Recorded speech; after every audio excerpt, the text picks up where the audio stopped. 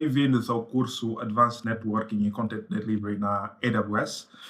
O meu nome é Edgar José e ao longo deste curso vamos explorar conceitos avançados de rede na AWS e, como sempre, com uma abordagem prática baseada em cenários reais e com demonstrações passo a passo, o que de resto é característico do que eu sempre, os tutoriais que eu trago aqui no meu canal. Este curso tem como objetivo fornecer todas as ferramentas e conhecimentos necessários para dominar redes avançadas e estratégias de entrega de conteúdos com desempenho, segurança, escalabilidade aqui na AWS. O curso está dividido em 7 módulos, portanto, prepara-te, vai ser um curso longo, mas posso garantir que no final vais ter todas as ferramentas que te vão permitir dominar redes e entregas de conteúdos na AWS. Tal como disse, o curso está cimentado em 7 módulos.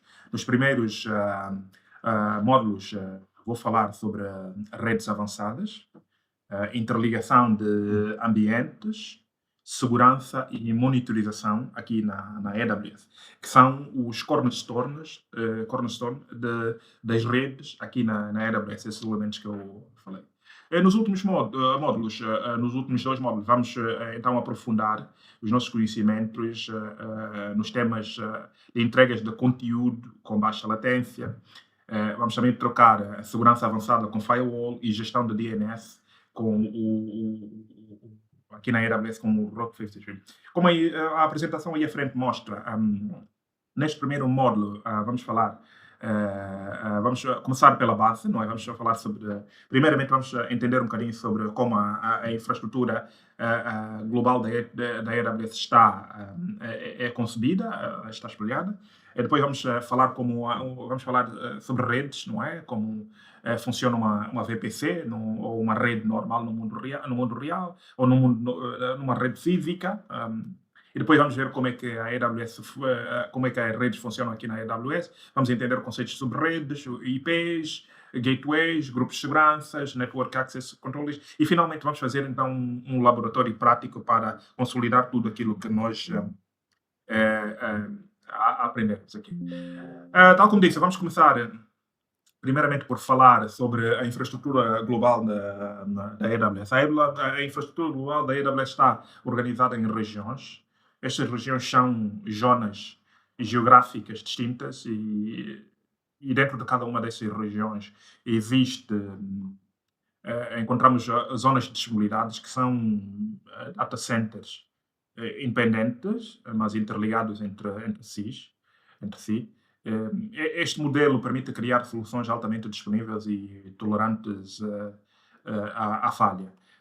Uma região na AWS corresponde a uma localização física no mundo onde a AWS implanta clusters de data center altamente disponíveis e escaláveis. As regiões têm zonas de disponibilidade, não é? As zonas de disponibilidade são data centers fisicamente separados. Portanto, uma zona de disponibilidade é um data center. Uma região tem, no mínimo, três zonas de disponibilidades. E essas zonas de disponibilidade representam um ou mais data centers naquela zona de disponibilidade. São separados as zonas de disponibilidades e depois essas zonas de disponibilidade são interligadas através de ligações de elevada largura de banda e baixa latência. Estas ligações são feitas com fibra óptica, que é redundância e oferece elevado throughput para garantir alto desempenho e resiliência. Não é? Esse é um exemplo. Temos aqui a região de Cape Town. Vou trazer aqui. Este é o mapa da infraestrutura global da AWS. Quando falam em regiões, temos aqui o globo. Vamos imaginar, temos aqui o globo. Nós temos a região da América do Sul, não é? A South America.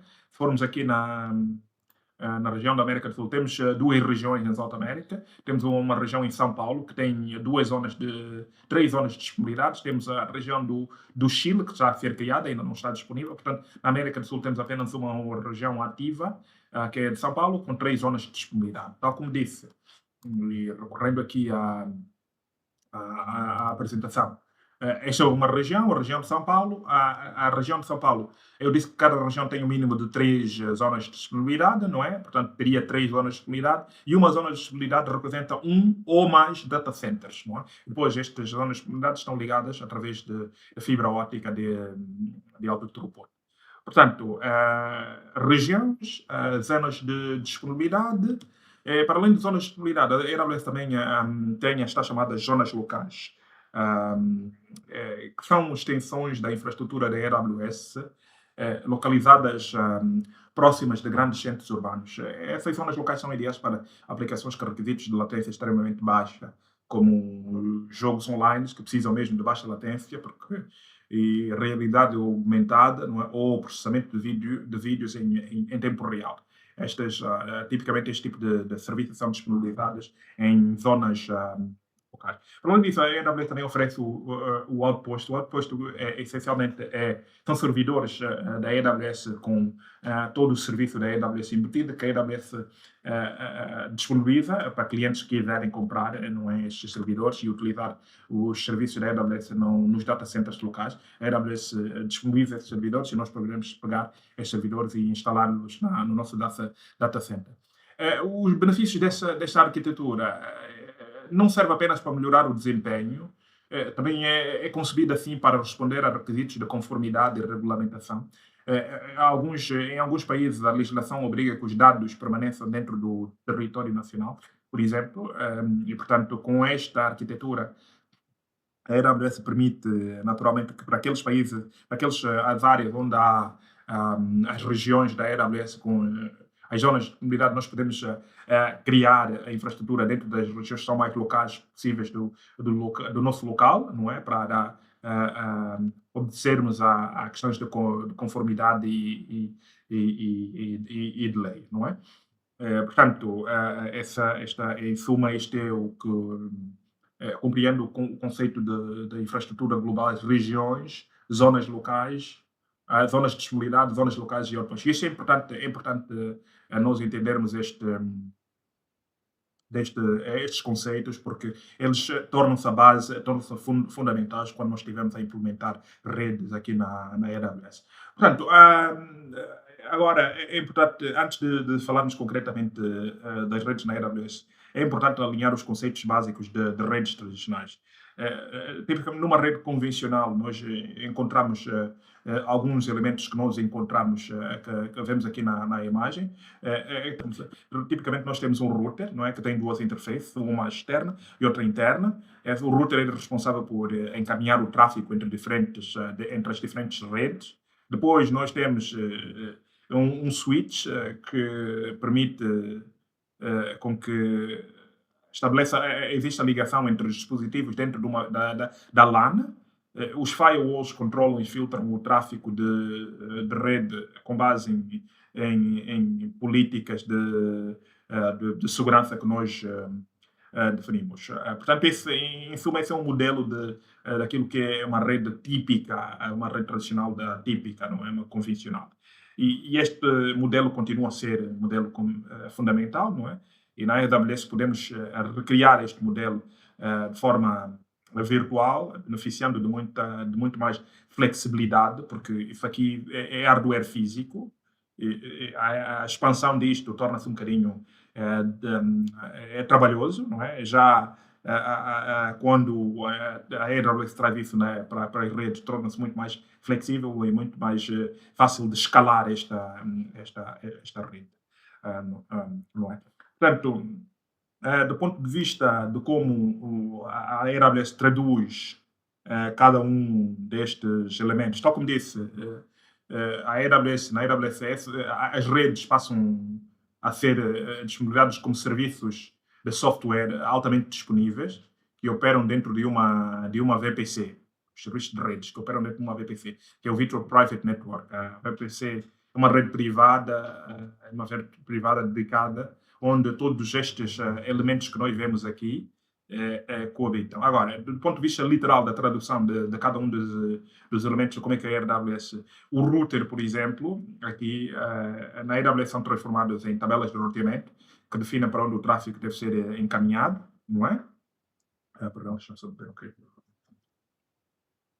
As LANs, as LANs, as LANs, as VLANs na AWS tornam-se as subnets, são criadas dentro de uma VPC. Os firewalls físicos tornam-se nos grupos de. São substituídos por actually, mecanismos complementares, não é? São dois mecanismos que funcionam juntos, não é? Que é os grupos de segurança que atuam ao nível das instâncias e os Network Access Controllers que atuam ao nível das redes, não é? Das subredes. E depois os gateways de acesso para gerir o tráfego entre a VPC e o exterior. A AWS disponibiliza o Internet Gateway, que permite comunicar com a internet, como o nome mesmo diz, e o NAT Gateway, que permite que instâncias privadas acedam à internet sem ficarem expostas diretamente à internet. Estes elementos que eu acabei de descrever, combinados, formam aquilo que nós chamamos a VPC, que é uma rede virtual isolada dentro da própria VPC, onde podemos lançar e gerir recursos como instâncias, bases de dados, balanceadores e uma outra panóplia de serviços que a AWS disponibiliza. É que, apesar de eu ter dito que é uma rede isolada, por padrão ela é isolada, a VPC pode ser ser ligada à internet, como já vimos através do Internet Gateway, e pode ser interligada com outras VPCs também, ou ainda com o nosso próprio data center, não é? Isso tudo com base naquilo que são as nossas necessidades de arquitetura. Trazer aqui uma imagem que mostra claramente como é que é uma rede, não é? Falei aqui do conceito de região. A região, quando decidimos criar uma rede, temos que definir uma região. A região tem várias zonas de disponibilidade. Eu disse que cada região tem o mínimo de 3 zonas de disponibilidade. Começamos então por criar a nossa VPC, não é? Começamos por criar a nossa VPC com uma gama de IPs. Se decidirmos que queremos que a nossa a VPC tenha acesso à internet, criamos um Internet Gateway, criamos 2 zonas de disponibilidade ou mais, 2 ou mais zonas de disponibilidades, disponibilizamos redes, subredes públicas e privadas. Depois temos os NAT Gateways para permitir que elementos aqui a nível de que são criados dentro das subredes privadas tenham acesso à internet. Em termos de subnetting, endereçamento IP, a AWS utiliza o CIDR-block, perdão, o CIDR-block, que é o Classless Interdomain Routing, para definir os blocos de endereços IPs que são atribuídos a uma rede. O CIDR é uma forma flexível de representar intervalos de endereços IPs, permitindo gerir e organizar recursos de rede de forma eficiente, não é muito eficiente. Por exemplo, aqui vemos que nós temos uma gama /16 e isto compreende qualquer coisa como 65.000 e tal IPs. São muitos IPs, não é? Mas é importante que quando definimos uma rede, nós definimos a rede já a pensar na expansão dessa rede, porque as redes escalam e então é preciso nós termos isso em conta quando estamos a definir. Portanto, definir uma rede grande como esta tem logo em mente isto. Naturalmente, numa primeira instância, e dependendo daquilo que são as necessidades, nós não vamos usar todos estes IPs. Portanto, é aqui onde então começamos a fazer como é que se diz? O particionamento, não é? Dessa grande rede em pequenas subredes, mais pequenas e manejáveis. Aqui dividimos em 4 subredes, não é? Temos a subnet 1, que tem o /24, que aqui estamos a falar quase aí por volta de 256 IPs. Isso aqui já é muito mais manejável, é mais realista para uma rede pequena, não é? Depois de dividirmos cada uma das subnets, essa segmentação permite-nos primeiro organizar melhor a rede, porque esta é uma rede muito grande e se não segmentarmos esta rede, torna-se muito difícil termos o controle dos IPs. E depois também nos permite separar ambientes. Por exemplo, nós podemos criar uma subrede para as bases de dados, Podemos criar uma sub-rede para o front-end, aplicativos, e podemos criar uma sub-rede só para a administração. Portanto, ao fazermos isto, conseguimos gerir melhor as nossas redes e também permite-nos aplicar políticas de segurança específicas para cada sub-rede. Em vez de colocarmos políticas de segurança amplas para toda a rede, nós podemos segmentar as políticas de segurança, não é?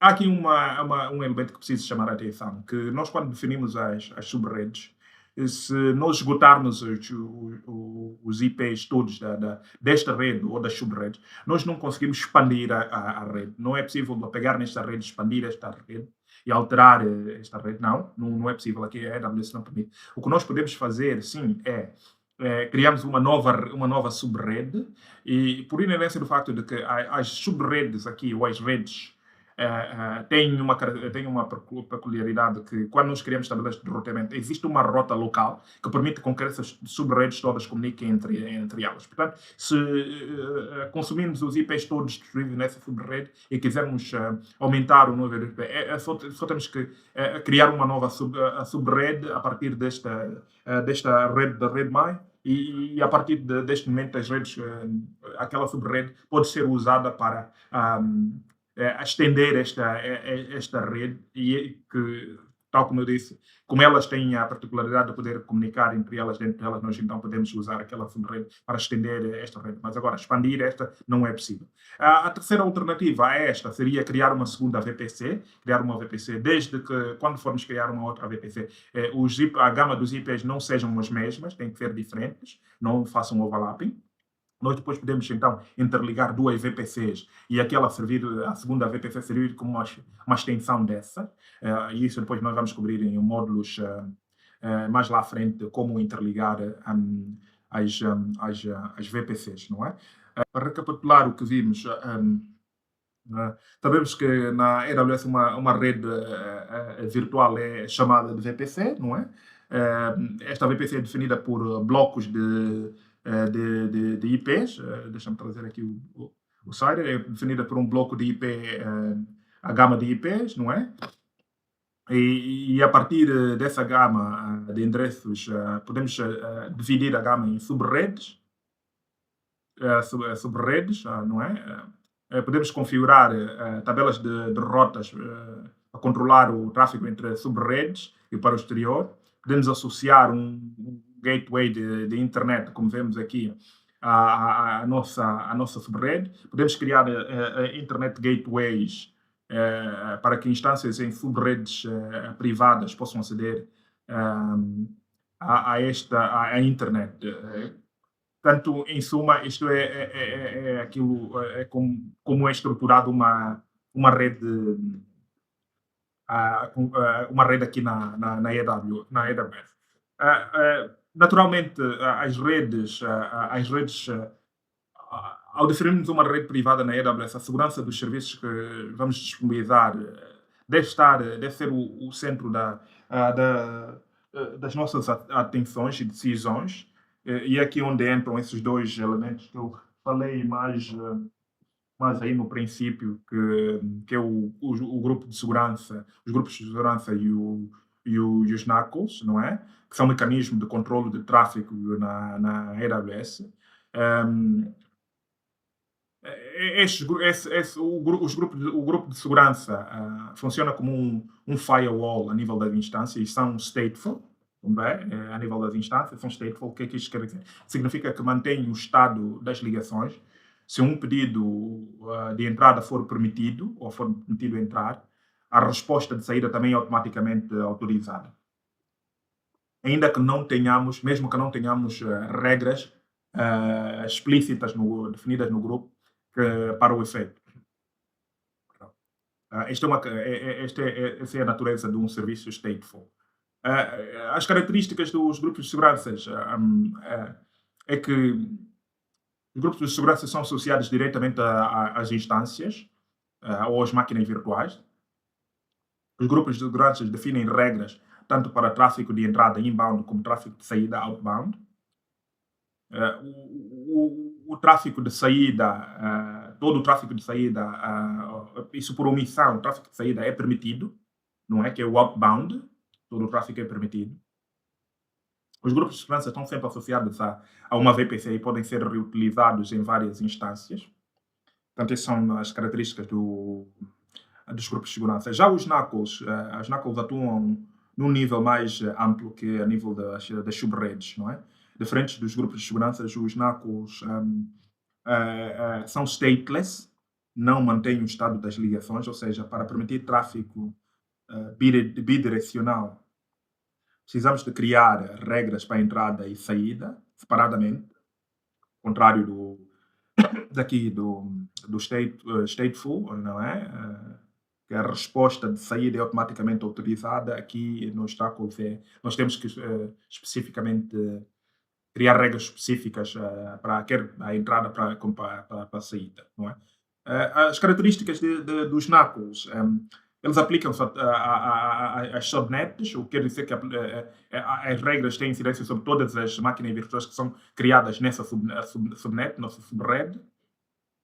As regras são avaliadas por ordem numérica crescente. A primeira que corresponder é aplicada, não é? Os NACLs permitem autorizar ou negar tráfego com base em IPs, portos e também protocolos.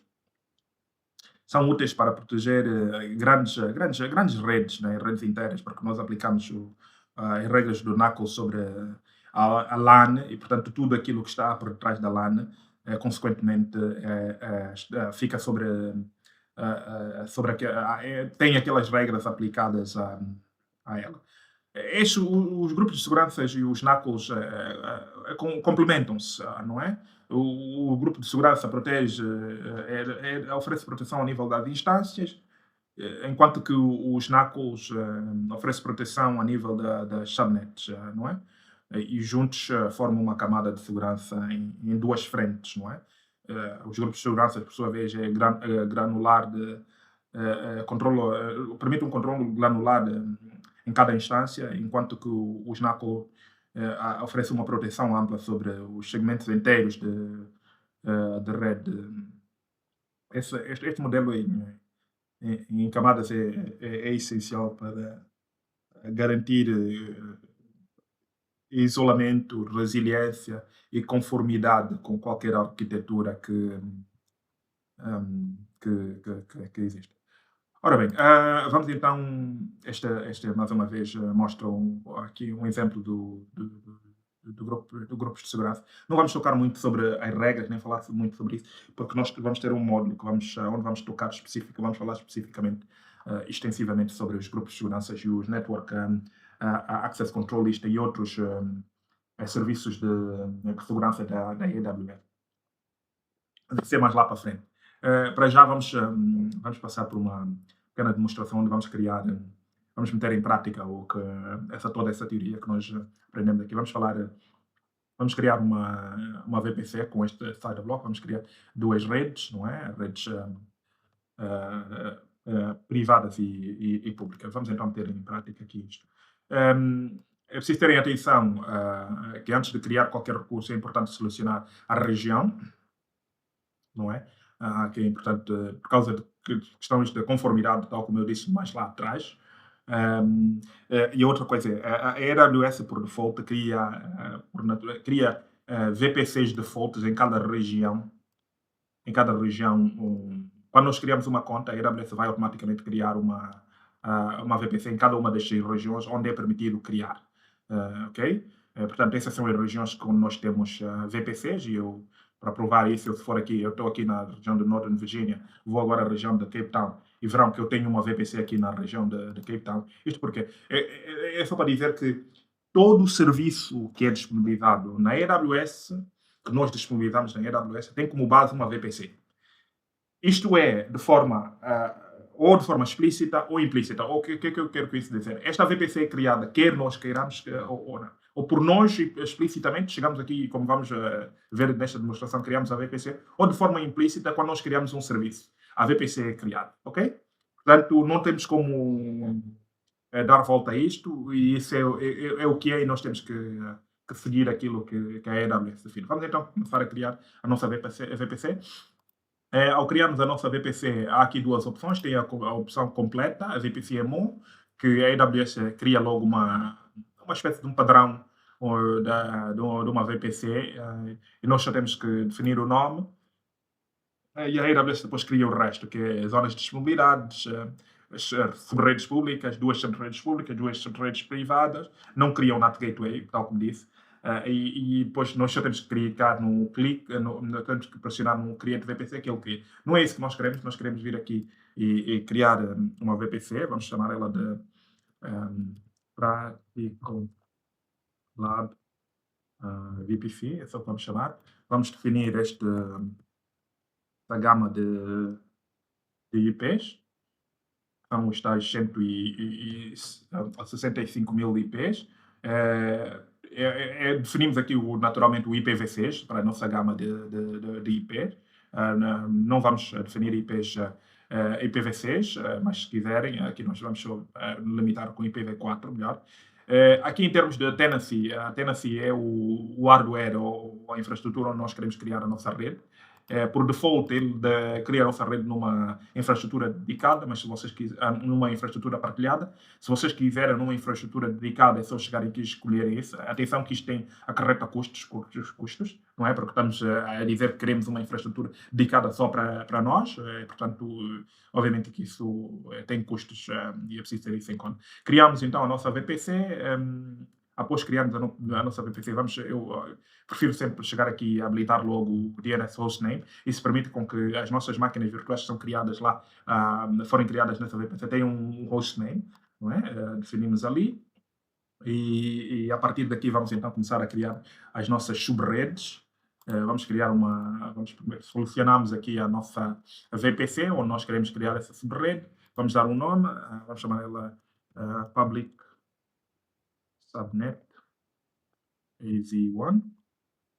Aqui é onde entram os elementos das zonas de disponibilidade. Nós estamos a criar uma subrede pública na zona de disponibilidade A. A Northern Virginia, que é essa região aí, tem 6 zonas de disponibilidade. Criamos aqui vamos criar aí a nossa rede. Essa é a gama de IPs que nós definimos para a nossa subnet. Ela está disponível aqui nessa subrede e nós podemos chegar aqui e começar a particionar ela, não é? Vamos criar uma subrede mais pequena. Essa vai ser /24, que são 250 e tal IPs para esta gama, sim. Torna-se mais manejável. Vamos só copiar isso aqui. Definimos que sim. Vamos criar mais uma subrede pública, aqui dentro, mais uma vez dentro da nossa VPC.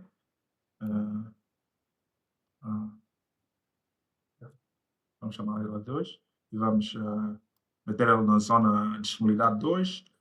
Similarmente, vamos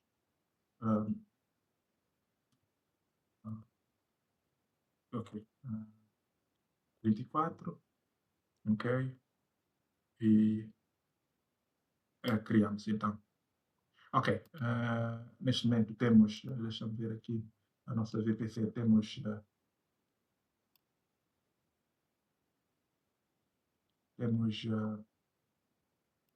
duas subredes públicas, não é? Temos duas subredes públicas. Vamos criar agora duas subredes privadas também. Vamos chamar ela de girafa aqui. Private Subnet EZ1. Aqui também temos que definir ela, como está aqui na nossa apresentação, que nós íamos definir duas zonas de disponibilidade. Em cada uma das zonas de disponibilidade íamos ter duas subredes, uma pública e uma privada. Portanto, estamos a seguir apenas o padrão que definimos aí. Aqui temos que vamos definir que essa rede privada vai ter esse segmento de rede, /24. Vamos copiar aqui. Ok. Vamos criar aqui a nossa subrede 2. Definimos que queremos que ela fique aqui nessa aí. Vamos definir que queremos 12, 0. Ok, /24. Ok. Portanto, criamos 4 subredes. Precisamos de vir aqui criar o nosso Internet Gateway. É importante efetivamente Practical Lab Internet Gateway. Definimos a nossa Internet Gateway e associamos o nosso Internet Gateway à nossa VPC. Associamos logo aqui. Prontos. Portanto, temos o nosso. Se revirmos aqui a nossa VPC, vamos ver que temos a nossa VPC com duas zonas de disponibilidade, temos as redes públicas e privadas em cada uma das redes de disponibilidade. Isso aqui é uma tabela de roteamento. Devem estar a se perguntar como é que é possível já termos. A AWS, quando nós criamos aqui uma VPC, ela cria uma tabela de roteamento default. E essas subredes estão implicitamente ligadas a esta tabela de roteamento. Mas nós vamos alterar isso porque vamos criar a nossa própria tabela de roteamento. Vamos criar aqui então uma tabela de roteamento. Esta é a tal tabela de roteamento que estamos a ver aí, que é criada por default. Nós vamos criar uma. Aqui vamos chamar ela de public route table. Vamos associar ela à nossa VPC, vamos criar. Como podem ver, a nossa tabela de roteamento está aí criada. Neste precisamente, a nossa tabela de roteamento não tem subredes nenhumas associadas a ela. Há aqui uma associação que é implícita, não é? Mas não é uma associação explícita. Nós precisamos de vir aqui. Essa tabela, como eu disse, é uma tabela de roteamento pública. Vamos precisar adicionar essas duas redes públicas que nós criamos há pouco tempo da nossa VPC, que estas duas, que é as duas public subnets, precisamos de associar a esta tabela de roteamento para que os elementos que forem criados, os serviços que forem criados nas nossas redes públicas tenham roteamento. O roteamento quer roteamento entre elas, local, como roteamento para a internet. E para isso precisamos de vir aqui, selecionar as duas redes públicas e associar a essa tabela de roteamento. Ou seja, está aqui roteado. Pronto, neste preciso momento nós temos apenas roteamento local, como veem aqui. Local routing quer dizer que todas as subnets, até estas que não estão explicitamente associadas a esta tabela de roteamento, elas até comunicam entre elas, ok? Agora, se quisermos que estes serviços que forem disponibilizados nessa VPC tenham acesso à internet, precisamos de vir aqui adicionar uma rota. Vemos aqui, fazemos isto. Indicamos que queremos que todo o tráfego para a internet saia através do Internet Gateway e vemos aqui, então, escolhemos o Internet Gateway. A partir desse instante, tudo aquilo que for criado nas redes públicas já terá acesso à internet. Portanto, se olharmos aqui, vemos que aquela a associação que havia implícita com a tabela de roteamento default para as redes públicas deixou de existir e começou a haver uma associação à tabela de roteamento pública que nós criamos, que sai através da internet. Portanto, a partir daqui nós já podemos vir aqui e fazer assim, vamos duplicar este ecrã, vamos lançar então serviços nas redes públicas, não é? O que é que vamos fazer? Vamos chegar aqui, vamos vir aqui no EC2. Se não tiver o EC2, não tiver ali na vossa consola, é só virem aqui e clicarem em EC2 e ele vai aparecer aí, clicarem ali e entram logo na EC2. Vamos então chegar aqui e vamos dizer, vamos lançar uma instância pública. Vamos lançar uma instância pública. Ok, vamos chamar esta de public instance. Ok, vai ser o Ubuntu. Aqui é o AWS Marketplace, aqui é o sistema operativo das nossas máquinas virtuais. Aqui definimos o nome, não é? E aqui vamos então escolher o sistema operativo para nossas máquinas virtuais. A arquitetura vai ser 64 bits, não é? O tipo de instância vai ser uma T2 Micro. Aqui precisamos definir uma key pair. Aqui, as keys pairs é que nos permitem protocol lab key pair. Okay. Essa vai ser uma PEN que é a PMI para o OpenSSH. Essas key pairs é que nos permitem aceder remotamente às máquinas. É preciso terem cuidado quando tiverem a baixar aqui essa key pair. Guardem ela bem, porque senão depois perdem acesso a esta máquina aqui. Aqui vamos alterar os elementos de rede, as definições de rede. Queremos ela nessa VPC, na nossa VPC.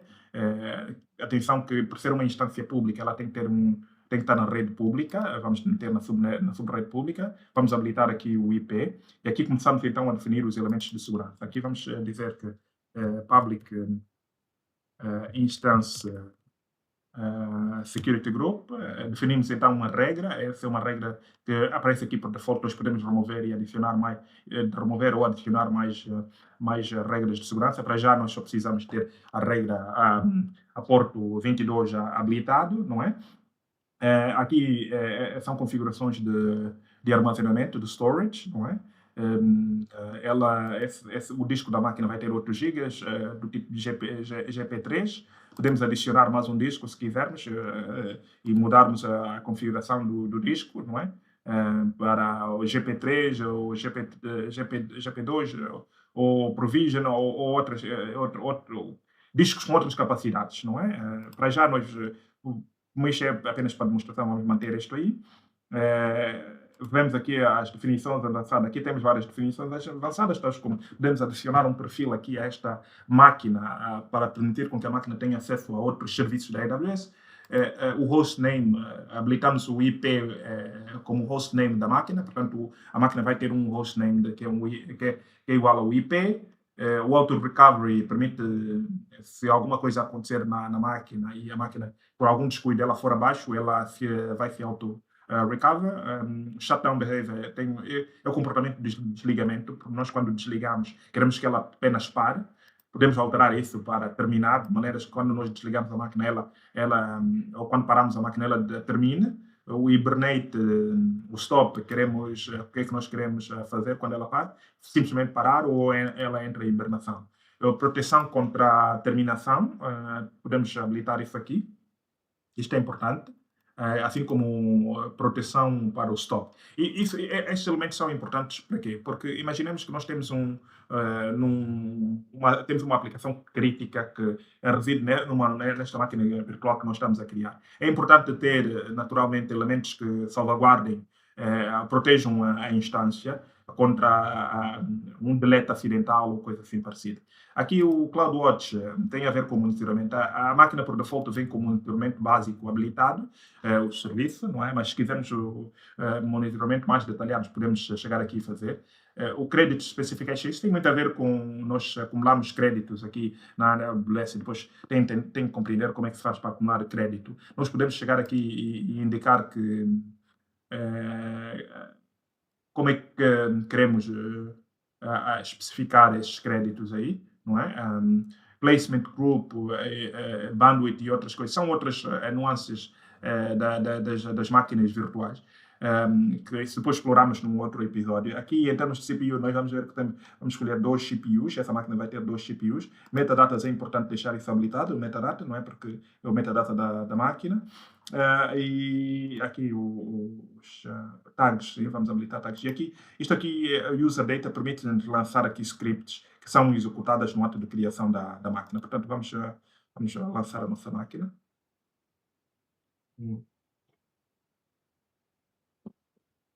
Vamos também criar já uma máquina, uma instância privada.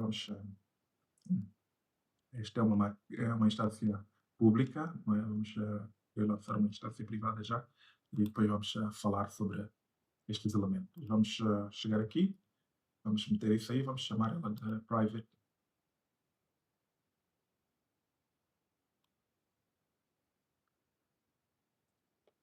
Private instance. Essa vai ser também o Ubuntu. Vamos ao portanto, o sistema operativo vai ser o Ubuntu. A arquitetura também vai ser essa. O tipo da instância vai ser isso. O Keeper, vamos escolher essa que lançamos há pouco tempo. Em termos de rede, elementos de rede, vamos manter ela na nossa VPC também, na nossa rede privada. Essa não vai precisar estar numa rede pública, vai estar numa rede privada, não vai precisar de um IP público. Vamos chegar aqui, vamos chamar practical private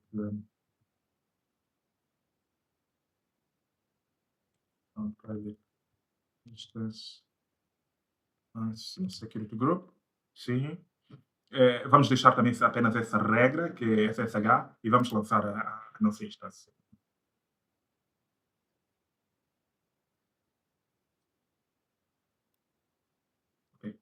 Portanto, as nossas instâncias estão lançadas.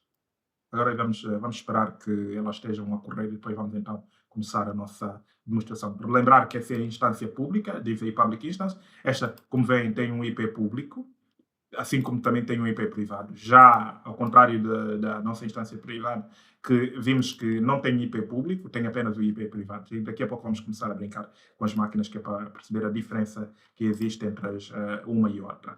Ok, eu penso que. Ok, pronto, já a nossa instância pública está disponível. Vamos mostrar como é que se faz para aceder à instância pública, uma instância pública da AWS. Ah, ok. Para isso precisamos de um SSH client, que aqui temos, eu vou usar o Mobile Term. Colocamos o IP público da máquina aí, chegamos aqui, especificamos o Ubuntu, o nome do user, vemos aqui nas definições avançadas, clicamos no Use Private Key, vamos lá buscar a Private Key que nós criamos, vamos e aceitamos aqui, e aqui estamos autenticados dentro da nossa máquina virtual. Vamos só atualizar a nossa máquina.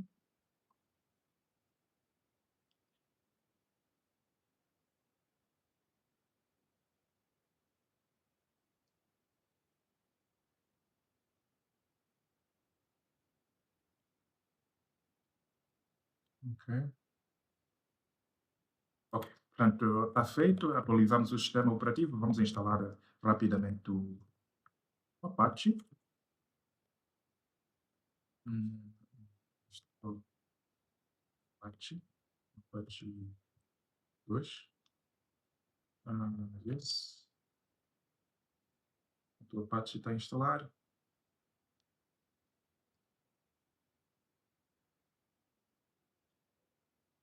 Vamos testar, vendo o estado do Apache, se está tudo bem. Status Apache 2. O Apache está a correr, portanto, fizemos um call HTTP localhost. Ok, a nossa página está aí, o Apache está a correr. Por ter um IP público, nós podemos chegar aqui e pegar o IP público da máquina e lançar o IP público aqui no,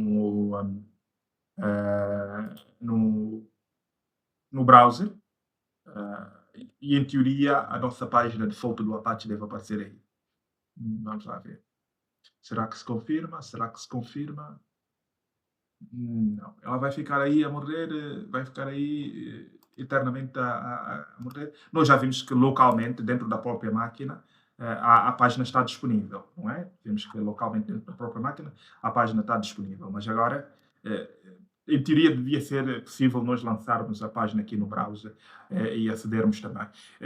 Devem estar a se perguntar o porquê que não acontece, não é? E eu já vou responder porquê. Se recordarem, nós criamos aqui um grupo de segurança que associamos a essa máquina virtual pública. E neste grupo de segurança, se lembrarem, nós habilitamos apenas uma permissão, não é? Temos uma única regra que permite apenas a entrada de tráfego através do porto 22, que é SSH. Se nós quisermos alterar isso, quisermos aceder, permitir também que da questão de segurança da nossa fábrica de extensão, desculpa lá, isso aqui, aqui a Practical Purpose Distance, só para dar aí o nome, assim ajudas. Portanto, esse é o grupo de segurança da nossa instância pública. Como podem reparar, temos apenas uma única permissão, que é a permissão da SSH. Se quisermos permitir que as chamadas HTTP no porto 80 entrem, sejam permitidas, temos que vir aqui no grupo de segurança, alterar, tal como eu disse na criação do grupo de segurança. As regras podem ser definidas logo aí a partir da default ou depois da criação do grupo de segurança. E essas regras são aplicadas instantaneamente. Portanto, se nós chegarmos aqui a alterarmos, adicionar uma regra e dissermos que queremos que esse tráfego venha de qualquer sítio, seja permitido de qualquer sítio, salvarmos aqui esta regra. A partir desse momento, se nós refrescarmos aqui o nosso browser, a página automaticamente fica disponível. Serviços que estão dentro dessa nossa máquina estão acessíveis no exterior, ok? Pronto, essa é uma demonstração. Vemos como é que funciona a nossa DMZ e isso já está claro, espero eu. Agora, nós temos aqui uma instância privada. É assim, a nossa instância privada não tem um IP público. E por não ter um IP público, nós não temos como aceder a essa instância privada. Eu vou mostrar como é que nós podemos. Na AWS, tipicamente, a AWS, há um conceito que é o chamado de Bastion Host. Bastion Host ou Jump Server. Nós podemos usar essa instância que está na rede pública para servir como uma plataforma para nós acedermos a esta máquina que está aqui. Tal como eu disse, as máquinas, as subredes por baixo de uma gama, elas têm roteamento entre elas. Portanto, em teoria, eu se vier aqui, vou mostrar como fazer, vamos limpar o ecrã aqui. Nós primeiro precisamos chegar aqui e fazer o seguinte: vamos carregar a nossa keeper dentro desta máquina. A nossa keeper, vamos carregá-la dentro dessa máquina, vamos só olhar para a nossa keeper. A keeper está aqui, não é? A nossa keeper está ali, vamos mudar, alterar as permissões. Isto porquê? Porque se viermos aqui, a AWS recomenda que nós alteremos as permissões da keeper para isto, se quisermos aceder. Então vamos alterar as 44, vamos lá, alteramos, não é? E agora vamos pegar o IP da máquina, vamos primeiro fazer o seguinte: ssh i practical, vamos ubuntu, arroba, vamos então pegar o IP da outra máquina. Vamos ver aqui, deixa-me minimizar essa janela para vermos exatamente qual é o IP da outra máquina. Portanto, esta máquina, vamos ver, tem o IP 10 0 11 80 10 0 11 89. Ok? Vamos que conseguimos entrar na nossa máquina, ok? Conseguimos entrar, a partir desse momento nós conseguimos aceder a esta máquina privada. Mas agora vamos testar uma coisa. Nós se viermos aqui e fizermos assim sudo apt update, vamos lá ver se ela faz a atualização. Ela vai ficar aí, a tentar encontrar um caminho para onde sair, para ir buscar os updates. Ela não há de encontrar um caminho. Mesmo que nós devem estar a funcionar, mas nós não temos regras no grupo de segurança que permita ela sair. O outbound está permitido. O outbound é permitido, ou seja, tráfego que sai de máquina para fora é permitido, está todo ele por default é permitido nos grupos de segurança. Nós só definimos, quer dizer, podemos alterar aqui o outbound tráfego e meter um outbound que nós uma regra que nós quisermos, não é? Se quisermos limitar o tráfego que sai da máquina para fora para um porto específico, podemos chegar aqui e fazer essa alteração, a semelhança do que fazemos com o inbound. Nós não vamos tocar aqui, não é essa a nossa intenção, mas só para ilustrar que o outbound está aí. Portanto, ela pode sair. Mas, no entanto, vemos que ela não conseguiu sair. Não conseguiu sair. Devem se perguntar porquê. Isto porquê? Agora vou responder. Nós, se olharmos para aqui, para, mais uma vez, olhar para o mapa da nossa rede, as subredes públicas nós sabemos que estão a sair para a internet, através do Internet Key, via essa tabela de roteamento. Já as subredes privadas, que é onde nós criamos esta máquina, não tem roteamento para fora. Como é que fazemos para rotear? Se recuperarmos aqui a nossa imagem, nós dissemos que todos os serviços que foram disponibilizados nas subredes privadas, se quiserem ter acesso à internet, nós precisamos de criar NAT gateways nas redes públicas e associarmos estas subredes públicas a estes NAT gateways e a partir daí passamos a permitir com que os dispositivos que são criados aqui tenham acesso à internet, mas não estejam expostos à internet. Faz sentido. Então, para alcançarmos isso, o que é que vamos fazer? Vamos chegar aqui e vamos criar os NAT gateways. Precisamos de criar 2 NAT gateways. Vamos fazer NAT gateway, gateway AZ1, ok? Vamos meter ele os NAT gateways precisam de estar nas redes públicas, atenção, nas subredes públicas, como ilustra bem, perfeitamente aqui a imagem. O NAT gateway está na subrede pública, então é preciso ter atenção, porque se não for, ele primeiro não consegue ter um IP, e segundo, o NAT gateway. Deixa-me só fazer algo aqui. Eu penso que. Eu tenho IPs elásticos aqui, tem que me acostumar a libertar os IPs elásticos. Uh, ok, ok. Deixa-me lá ver se eu não cometi uma burra. Vamos a sair daqui.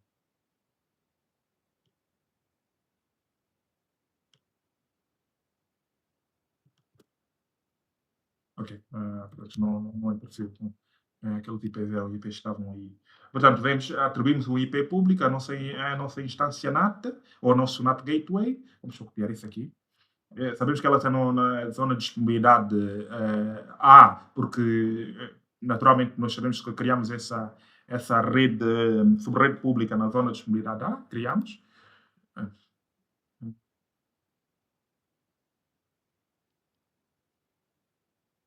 ok,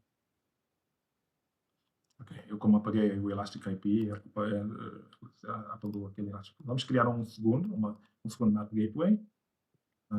Vamos meter na segunda zona, a segunda subrede pública, onde é que está, se consigo encontrar.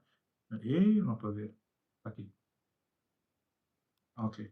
Vamos atribuir um Elastic IP e vamos criar. Ok. Pronto, criamos os NAT Gateways. Os NAT Gateways foram criados, mas isto não é suficiente. Os NAT Gateways foram criados. Agora precisamos de definir então o roteamento das subredes privadas. Para isso precisamos criar tabelas de roteamento. Vamos criar duas tabelas de roteamento. Vamos chamar ela de private route table AZ1. Vamos meter ela no VPC default, nesta nossa VPC. Está ela criada, vamos fazer aqui a associação. Eu não sei se recordam quando nós estávamos a falar que a nossa VPC tem uma tabela de roteamento default, não é? Uma tabela de roteamento default. Essa tabela de roteamento é criada no instante em que nós criamos a nossa VPC e há uma associação implícita das subredes a essa tabela de roteamento, mas que não vai a lugar nenhum. E, portanto, o que nós estamos a fazer aqui é essencialmente dizer, olha, vamos criar uma tabela de roteamento e nós mesmo vamos definir o roteamento. Vamos chegar aqui e vamos associar essa subrede privada a essa tabela de roteamento e, como vê, temos aqui o roteamento local já pré-definido. Isto não fomos nós que definimos, já acontece por default. Temos que adicionar aqui uma nova rota, dizer assim, queremos que todo tráfego para fora saia não através do Internet Gateway, mas através do NAT Gateway. E nós temos aqui o NAT Gateway 1, vamos aqui e pronto, criamos. A partir desse instante, eu não me recordo se esta máquina virtual, quando a criei ela em que subnet, mas deixa-me lá ver, a partir desse instante, o que não conseguia fazer até há pouco tempo, é fazer a atualização, eu já devo ser capaz de o fazer. E lá está. Portanto, recordar que essa é a minha máquina virtual na rede privada. Eu já consigo aceder à internet com. Atenção, eu consigo aceder à internet. Esta máquina virtual não está exposta à internet. E prova disso vai ser que eu vou chegar aqui, vou eliminar isso aqui, vou fazer sudo apt install Apache 2. Ok, vamos instalar o Apache 2 na máquina.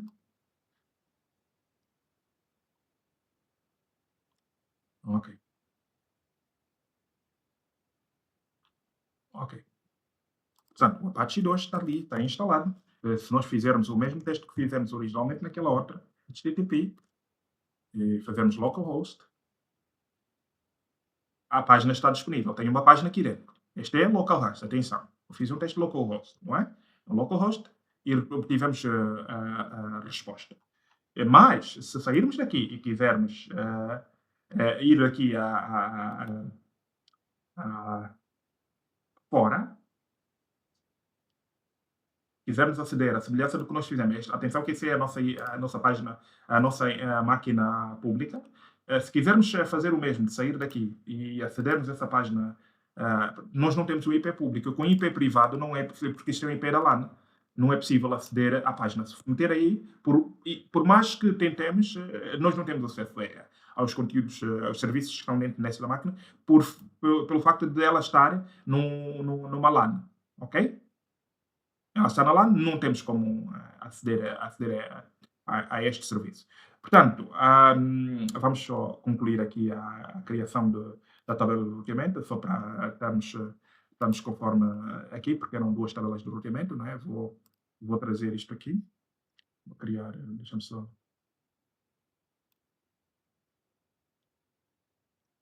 hum, Criar uma variável e 2. Vamos meter a nossa aqui.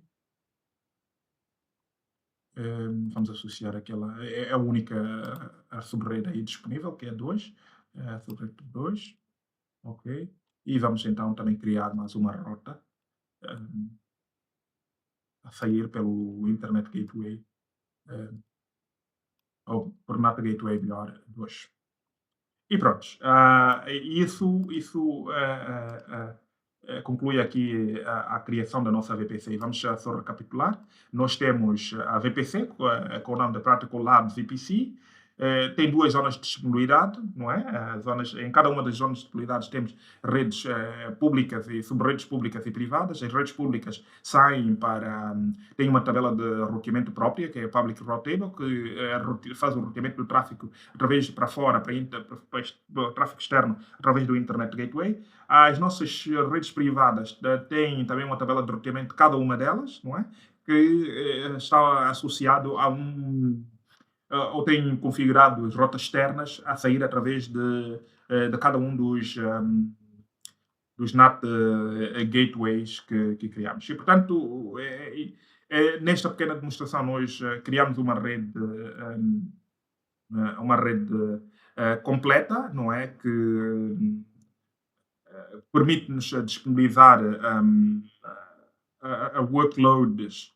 um, Ela está preparada para suportar workloads de alta disponibilidade, não é? Porque, como vimos, nós temos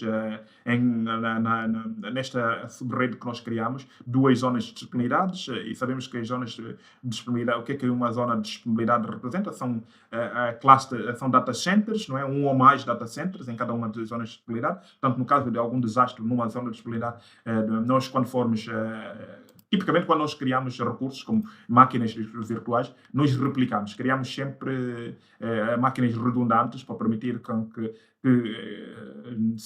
na eventualidade de uma deixar de funcionar, a outra máquina é capaz de assegurar os serviços. Portanto, em suma, foi isso que a nossa demonstração prática. Agora, é o seguinte. É preciso, em termos de custos, embora muitos dos recursos que nós vimos aí, ah, ah, que criamos, como a VPC, as subredes, tabelas de roteamento e Internet Gateways, estes elementos não têm custos diretos associados a eles. O que realmente pode gerar custos aqui na AWS, o que gera custos, são os recursos que utilizamos dentro das VPC. Por exemplo, a criação da VPC não tem custos. Nós podemos criar uma VPC como criamos originalmente, não tem custo. O que passa a ter custos são as instâncias. Essas instâncias, a criação da instância, por cada minuto que a instância estiver ativa, ela é cobrada, não é? Um, Portanto, isso precisamos ter atenção. Um elemento que aqui nas VPCs que custa bastante são os NAT gateways. Não sei se notaram que os NAT gateways têm IPs públicos, não é? Os NAT gateways é um dos principais geradores de custos em redes privadas aqui na AWS. Portanto, recomenda-se que para ambientes pequenos ou de laboratório, que não se crie NAT gateways, ou se tiverem que criar alguma coisa que tenha função do NAT gateway, recomenda-se que se crie instâncias a NAT com IP tables que permitam fazer o trabalho que o NAT gateway faz. Em termos de tráfegos entre zonas de disponibilidade, É preciso ter em conta que, mesmo dentro de uma região, o tráfego entre zonas de disponibilidade tem custos por gigabytes. O que é que eu quero com isto dizer? Imagina uma instância, assim como nós temos aqui, nós criamos duas instâncias, não é? Apesar de estarem, pronto, aqui estão na mesma zona de disponibilidade ou zonas diferentes, ela tem custos. Eh, todo, a, toda, todos estes testes que nós estamos aqui a fazer de uma máquina para outra, a transferência o tráfego entre as duas máquinas, a transferência é taxado. Portanto, precisamos ter bastante atenção, quer das mesmas subnets, ou das mesmas zonas de disponibilidade, ou em zonas de disponibilidades diferentes. Tráfego para a internet via o Internet Gateway. As instâncias públicas que acedem à internet têm custos e os custos é calculado por gigabytes. A estes custos aplica-se quer a downloads e chamadas a APIs. Vimos que fizemos aí alguns downloads. Assim, esses downloads que nós fizemos são ínfimos, não são lá grandes coisas, não é? Mas que estes custos, este tráfego é taxado pela AWS. A criação em si da VPC não tem custos. Os NAT gateways têm custos. O tráfego é taxado entre as zonas é taxados na AWS, portanto precisamos ter isso em atenção. É recomendável que durante laboratórios ou ambientes, a criação de laboratórios ou ambiente de testes, que logo ao criarmos aqui a nossa conta, criamos budgets, não é? Que são orçamentos que estão ligados a alertas que nos permitem a controlar os custos aqui e monitorar, quer dizer, monitorar, sim, controlar os custos e devemos meter alertas para que sejamos alertados quando, naturalmente, os nossos custos aqui dentro da AWS atinjam um determinado volume que nós definimos. Pronto, eu acho que, do ponto de vista deste módulo, é tudo. Fizemos tudo, conseguimos. Criamos uma VPC funcional, segura e do ponto de vista daquilo que é uma VPC que está preparada para crescer de forma escalável, não é? Penso que entendemos como os conceitos de redes tradicionais se traduzem na AWS. Aprendemos também como planear uma subrede de forma eficiente. Viram aí como é que é possível planear e aplicar. Também vimos como aplicar a segurança em camadas, não é? Com o grupo de segurança. Vimos também como distribuir recursos por zonas de disponibilidade, garantindo alta disponibilidade e resiliência, não é? E, portanto, isso em suma conclui este módulo. No próximo, vamos dar o próximo passo rumo a uma arquitetura mais complexa. Vamos aprender a como interligar redes, sejam elas locais ou na nuvem. Vamos explorar os principais serviços da AWS para construir essas redes alargadas, que são estas chamadas as WANs, né, o Areas Network. Vamos a conhecer os serviços da AWS que permitem então interligar redes, que é o VPC Peering, o Transit Gateway, o Private Link e a VPN. Portanto, até o próximo módulo. Espero que tirem proveito deste módulo. Atenção, precisamos mesmo de praticar este módulo, precisamos de compreender perfeitamente tudo aquilo que passei aqui neste módulo, porque os módulos subsequentes é um build-up daquilo que nós estamos a criar aqui. Tal como disse, as redes é talvez o elemento mais importante aqui na AWS, então nós precisamos mesmo de aprender. Usem a consola, não se preocupem ainda em ir aprender como usar linguagens de programação para coisa, não é declarativa para criar. Aprendam, familiarizam-se perfeitamente com a consola aqui, que é extremamente importante, familiarizar. Só quando estiverem extremamente confortáveis a usar a consola é que depois podem começar a usar então as linguagens de programação. Pronto, o que é que eu queria fazer? Eu vou mostrar só rapidamente como apagar os recursos. Vamos apagar as máquinas virtuais que criamos. Paguei as 2 máquinas virtuais para pagar os outros recursos que precisamos chegar aqui a pagar os NAT gateways. Pagamos os NAT gateways. Pagamos o segundo NAT gateway. Hum, ok. E a partir do momento, só para usar um bocadinho até esperar que ele delete, e a partir do momento que nós conseguirmos, os NAT gateways estiverem um, esmagados, nós podemos, num só passo, apagar a nossa VPC. Volto já. Ok, os NAT gateways foram apagados, podemos então chegar aqui a nossa VPC, chegar aí e ver delete VPC e deletar a nossa VPC. Criamos. Ok, a VPC foi deletada, não se esquecer de vir aqui libertar os Elastic IP Addresses. Isso, enquanto os Elastic IP Addresses estiverem associados às nossas VPCs, nós somos cobrados por eles, não é? Estes são os IP públicos. Se não vamos fazer uso, portanto, chegamos aqui e libertamos os Elastic IPs. E pronto, isso conclui então o nosso modelo 1. Até o próximo modelo. Obrigado. Até já.